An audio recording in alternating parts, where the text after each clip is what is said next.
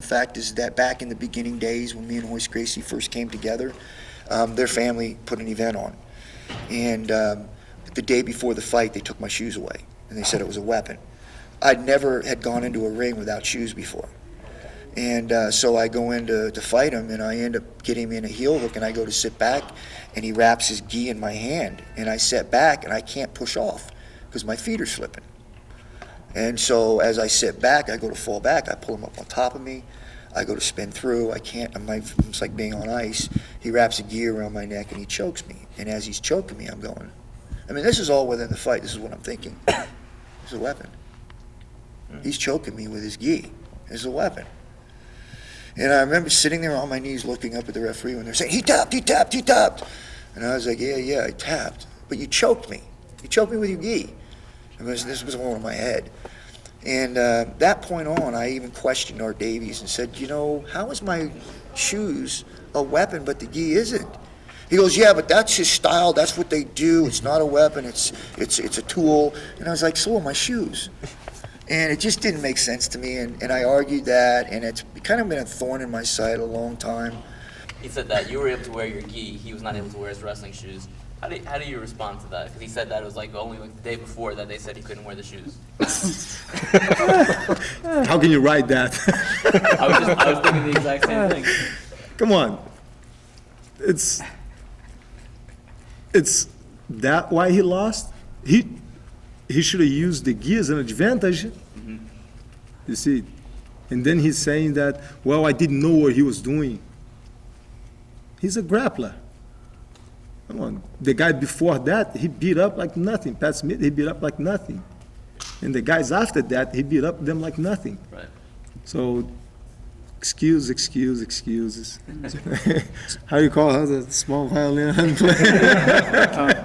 So you don't view the gi as a weapon then, like the shoes? Could it be a weapon? Or it could be a tool that a lot of people say disadvantage for me because he's grabbing onto me. Right. So is the glass half empty or half full? Even after we fought the second time, and I beat him up, I asked people, you go, well, didn't win the fight, you didn't win. I go, well, who would you have rather been? Because that's how I decided winning a fight. Who would you want to bet? The guy with the blown up eye and carried out of the ring, or the guy that was fresh? And I said, you call you what do you want, but he got his ass kicked. And he won't give credit to that. He says, I laid on him.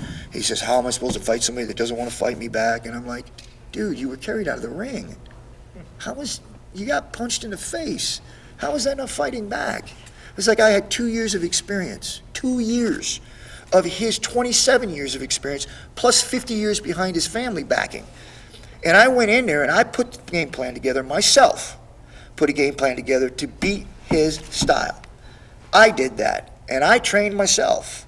I did all of that. I developed the ground and pound. That was for Royce Gracie. Sit in the pocket, follow the hips, stuff the submission. When he attempted the submission, I stuffed the submission, I stopped it, I punched him. That's how the fight went. Stop the submission, punch him. Stop the submission, punch him. Work the body. By the 2 hours into the fight or an hour into the fight, he won't be able to lift his legs. Day before the fight, they put in a time limit. Day before. Don't tell me. They put the time limit in day before the fight. That's 36, huh? 36 minutes? 30 minutes. 30 minutes. His brother kept yelling, 3 more minutes, 3 more. And Royce was like, no. After the second time he yelled 3 more minutes, he was going to do it again, and the corner told his brother no. He was going to say 3 more minutes, but Royce couldn't stand up anymore. Now, literally, my game plan was working because you seen they carried him out of the ring, and that was from the punishment that I put on him. I didn't change my game plan because I had already done it, been training for it for 3 months. That was my plan. Wear him out to where he couldn't lift his legs anymore and beat on him and submit him. And I just stuck to my game plan, and within 30 minutes and 36 minutes, it was almost there. If I had an hour to do that, he wouldn't have been walking out of that ring. He'd have been a rag doll.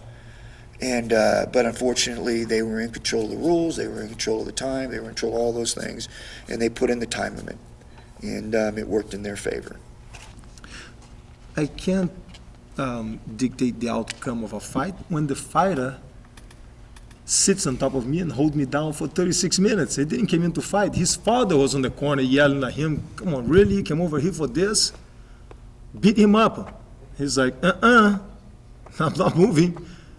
So he came in to play for the draw.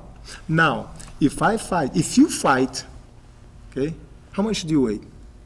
250. 250. If you fight somebody 40 to 50 pounds lighter than you and you don't beat that person, dude, I'm 178. If I fight somebody 40 pounds lighter and I do not beat that person up, I'll put my head in the toilet and I'll flush it. Come on, really? That's why the lightweight cannot finish the heavyweight. But for the heavyweight to be happy, imagine Klitschko being happy that he fought to a draw with Mayweather. And he walk around, dance around, happy that he played for a draw. Is that the comparison? Come on, guys. When did a draw for the heavyweight became a victory? I never said that I was going to beat my opponents. Gracie Jiu-Jitsu is not about beating the opponents. Gracie Jiu-Jitsu is about defending yourself against somebody bigger and stronger. Sometimes I think the guys are twisting the whole thing around, saying Royce is the big and the strong. I'm still 178 from 20 years ago.